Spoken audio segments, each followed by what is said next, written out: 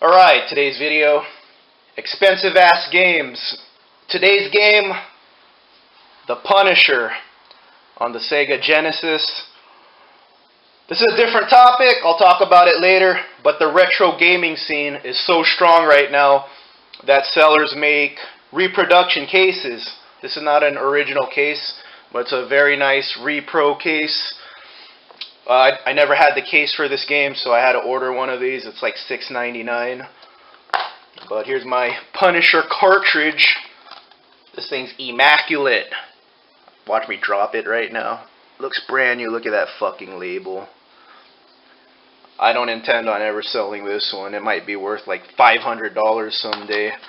I've sold so many games that are worth money now. The biggest shocker is Jurassic Park Genesis on Xbox. That game was like $20, and it was rated like really low. It's worth $100 now, and I like that game. I don't even know why I sold it, but yeah, I'm gonna start holding on to crap. So I'm glad I still have this one. This game is worth $50 if you just have the cartridge.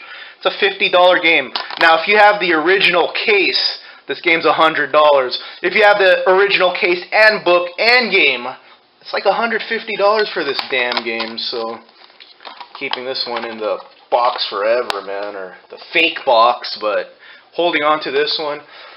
But unlike other gamers, I actually play this game. It's just not a shelf game.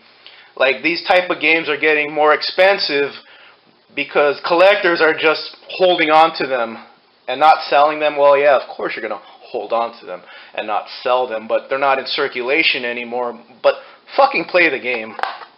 I'll review it later, but I'll show you guys some gameplay footage of this gem. It was only released on the Sega Genesis, never released on Super Nintendo. It was an arcade game originally, and it just, I don't know why it's worth so much. Maybe because it just never came out on any other system. It's a game that should have been ported on like PS1 or Sega Saturn. It's dumbed down a lot on the Sega Genesis. The arcade version is way better. But hey, it's still a good game for what it is. So let's take a look at some gameplay footage. Okay, let's play some Punisher here. Go through the first level. Yeah, it's shocking how expensive this game is now. Like, I don't know the whole story to it. 1994, the Genesis still had a year of life left in 94. But, yeah, man, $50 minimum for this game. Crazy if you have, like I said, if you have the box and, you know, book. But yeah, I'm a big Marvel fan. I'm a big comic book fan, so I have to have some kind of case for it. Just for the box art. That's another topic right there, box art and reproduction cases. This is a classic beat 'em up. Just beat people up. Just walk around and bash thugs in the fucking head with bar stools and potted plants. There's like pizzas on the floor. All kinds of shit. Money bags. Great game. Power Rangers the movie is the worst game I reviewed the whole year. This is an example of a great side-scrolling beat 'em up. And then you get a gun. That's what makes Punisher badass. These side-scrolling beat 'em ups, you know, where you're just beating up random thugs. It's like, you know, you beat them up with oil drums and shit and baseball bats. I'm like, man, why doesn't any of these guys have a gun? Punisher answers that. Fucker has a gun. Yeah, you can pull out a gun at times. I wish you could pull the gun out anytime. But, you know, you got your baseball bats just beating people up. You got grenades, hand grenades in this game. Watch this shit. This game fucking rules, man. That's why it's never leaving my collection. And who knows, it might be worth like $300 one day. Don't want to make that fucking mistake. Jurassic Park for fucking Xbox, for God's sakes, man, and it's worth $100 now. Never in a million years I think that game would be worth $100.